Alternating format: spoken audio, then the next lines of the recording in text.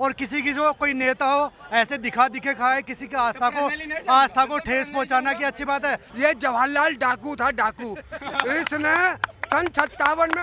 सन 57 में municipal committee भंग करा दी।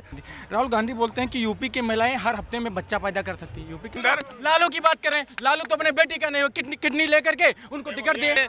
हर घर में शराब पिलाया जाता है और किसी से पूछ लो क्या कह रहे हैं, प्रोपेगेंडा ऐसा फैलाया जाता है पब्लिक मीडिया में, जैसे ये बोल रहे हैं। आप बता दो कि कहाँ डिलीवरी हो रही है शराब की। आप हमारे साथ चलें, बिहार में चैलेंज करता हूँ। मैं बिहार से ही हूँ। शराब पीते हो?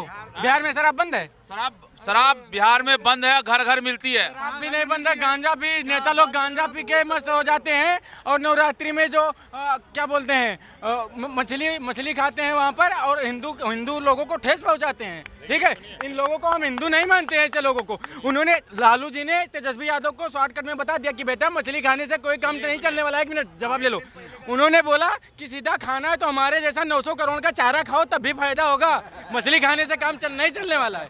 ऐसे लोग बंगाल के अंदर लालू की बात करें, लालू तो अपने बेटी का नहीं हो, किडनी लेकर के उनको टिकट दिए। भाजपा के लोग जो इतना पर्सनल जा रहे हैं, बाप बेटी के रिश्ते पे सवाल उठा रहे हैं, बाप बेटी के रिश्ते पे सवाल उठा रहा है। ये इनकी मानसिकता। और दूसरी बात, मैथिली ब्राह्मण बंगाल के अंदर मछली खाते हैं। क्या वो ब्राह्मण नहीं है? फिर क्या वो ब्राह्मण नहीं है? वो 8 तारीख का वीडियो है, सुनिए, वो 8 तारीख का वीडियो इनका IQ लेवल चेक करने के लिए तेजस्वी यादव ने वीडियो डाला था। पहले दिन रोजगार मुद्दे पे, एम्प्लॉयमेंट मुद्दे पे बात नहीं होगी, मछली में मुद्दे पे बात होगी। क्या बात कर रहे हो यार आप? ये झगड़े वाली बात करे। मैं मानता हूँ ब्राह्मण भी खाते हैं, सब खाते हैं मछली जो भी खाना होता है। पहली बात, वे किसी नवरात्रे में नहीं खाते। और किसी की जो कोई नेता हो ऐसे दिखे खाए किसी की आस्था को ठेस पहुंचाना की अच्छी बात है। वो एक नेता है, पूरी पब्लिक को रिप्रेजेंट करते हैं, पूरे बिहार को रिप्रेजेंट करता। आप जताना क्या चाहते हो, दिखाना क्या चाहते हो? आपके पास अपॉर्चुनिटी है। सवाल सुन लीजिए, मुद्दे से भटक रहे हैं। सवाल ये है, सवाल सुन लीजिए। सवाल इनकी पार्टी के अलायंस के जो चीफ मिनिस्टर हैं, वो भरी उसमें विधानसभा में महिलाओं के ऊपर क्या बोलते हैं। अब ये क्या बोलेंगे उसके ऊपर? क्या, कौन, किसने बोला? बताओ ना, किसने बोला? नीतीश कुमार ने। किसने बोला? किसकी पार्टी से है वो? किसका लाइन से वो? पार्टनर है वो? राहुल गांधी क्या है? 1 मिनट भैया, मैं भी यूपी का रहने वाला हूँ। 1 मिनट यार ले लो जवाब। एक करके, कोई लड़ाई नहीं है, जंग का मैदान नहीं है। अपनी बातें भैया शान से छोड़ो। राहुल गांधी क्या है? प्रधानमंत्री पद के उम्मीदवार। इतना वाहियात इंसान, सुनो, इतना वाहियात इंसान राहुल गांधी। सभी लोग बोलते हैं पढ़ा लिखा, ईश्वर करें पढ़ा लिखा हो, कुछ भी हो। राहुल गांधी बोलते हैं कि यूपी की महिलाएं हर हफ्ते में बच्चा पैदा कर सकती है। यूपी की महिलाएं मशीन है। गलत शब्द नहीं। थोड़ा मर्यादा को बना रखिए। देखिए, सवाल ये है, सुनिए, अरे सवाल ये है, सुनो, सवाल ये है। सुनिए, एक मिनट, ये कह रहे हैं ना, ये तो लोगों को मानसिकता दर्शा रही है। सम्मान, 1 मिनट, सम्मान कौन कितना कर रहा, प्रधानमंत्री या मुख्यमंत्री का? कोई भी प्रधानमंत्री मुख्यमंत्री रहे, उसके पद की जिम्मेदारी हमेशा उसकी भारत की गौरवशीलता रही। अब रही बात है विकास की बात, विपक्ष वाले जो है ये नहीं करते हैं। कांग्रेस सरकार 2011 और 12 में, सुनिए, 2011 और 12 में कांग्रेस सरकार ने एक आंकड़ा दी थी कि भारत में 28 रुपए कमाने वाला ग्रामीण क्षेत्र में और 32 रुपए खर्चा करने वाला वो गरीबी रेखा से ऊपर है। हाँ, आज 10 साल में मोदी जी ने गरीबी रेखा को 4,080 यानी 180 रुपए प्रतिदिन, यानी कांग्रेस की यही मानसिकता दर्शाती है कि भारत में 2011 रुपए में, सुनिए, 2011-12-13 में अगर एक आदमी 28 रुपए खर्चा करता है एक दिन में तो गरीबी रेखा से ऊपर है। ये कांग्रेस की मानसिकता दिखाती है। ठीक है, 1 मिनट आपके पास। अब मेरी बात सुनिएगा, पूरी बात सुनिएगा। आज का मुद्दा क्या होना चाहिए? बेरोजगारी होनी चाहिए, अनएम्प्लॉयमेंट होना चाहिए, भ्रष्टाचार। बिल्कुल सही बात। अब बात सुनिए, इनके तमाम भारतीय जनता पार्टी के सांसद संविधान बदलने की बात करते हैं। जो डॉक्टर भीमराव अम्बेडकर ने संविधान बनाया उसको खत्म करने की बात बोलते हैं। ये लोग बोलते हैं 400 पार। प्रधानमंत्री नरेंद्र मोदी क्या तो रहे हैं? प्रधानमंत्री नरेंद्र मोदी कह रहे हैं कि अम्बेडकर वापस भी आ जाएंगे तो संविधान नहीं बदल सकता। वो क्या? बात सुनिए, बात सुनिए इनको। अरे बात सुनिए, जब इनको इतना कॉन्फिडेंस है 400 पार सीटें आ रही हैं, तो 35 वोटों की चोरी क्यों करनी पड़ी इनको? चंडीगढ़ में 35 वोटों की चोरी क्यों करनी पड़ी? इनको प्रधानमंत्री पे विश्वास है यह भारतीय जनता पार्टी है, ये नेताओं पे। मोदी जी ने तो नहीं कहा ना संविधान बदलने की। संविधान में संशोधन तो कांग्रेस पार्टी ने भी किया। यदि संशोधन करना पड़े तो उसमें बुराई क्या? संशोधन करना अधिकार है, वो तो अधिकार करना अधिकार है ना। तो संविधान बदलनी तो बीजेपी की किसी नेता ने बात नहीं करी। यदि उसने बात करी, यदि बात भी करी तो उसने माफी मांगी और मोदी जी ने उसको कहा हुआ कि आप अपनी ये बीजेपी का इंटरनल मैटर नहीं है, उसका खुद का मैटर है।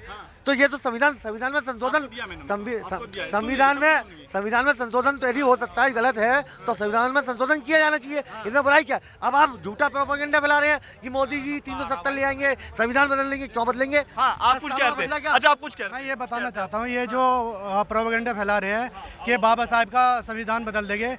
देखो, कोई चीज़ होती है वो मैनिफेस्टो के अनुसार होती है। होता है कि भाई हमारे मैनिफेस्टो में यही था। मैनिफेस्टो में संविधान का तो जिक्र ही नहीं होता। ये आप गलत कह रहे हैं।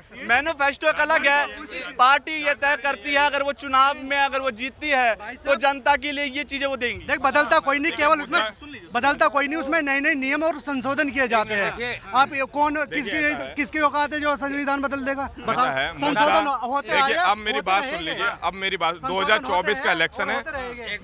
आज की बेरोजगारी का आलम यह है, पूरे भारत के अंदर 83% युवा बेरोजगार है।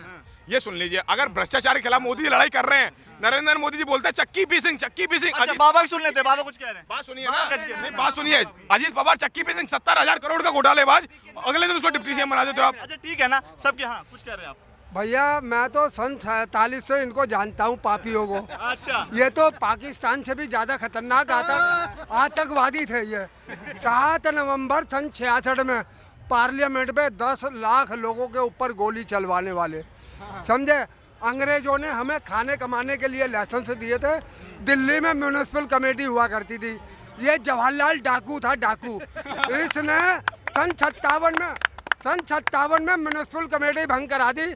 58 में बना दी कारपोरेशन। इसका नाम रखना था करपरेशान। गरीब की रेहड़ी 1000 की, जुर्माना 2000 का। अंग्रेज चले गए, डकैतों को छोड़ गए। ये चंबल के डाकुओं से भी ज्यादा खतरनाक थे। वो तो रात को लूटे हैं, ये दिन में लूटते थे। ये गोलगप्पे वालों का आटा खा गए। गोलगप्पे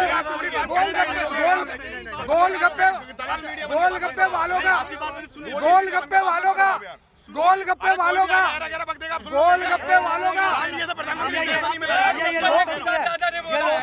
ये गोलगप्पे। मैं बात सुनिए, अरे बात सुनो। इनकी एक मिनट, अरे एक मिनट रुको। इनकी माइक के साथ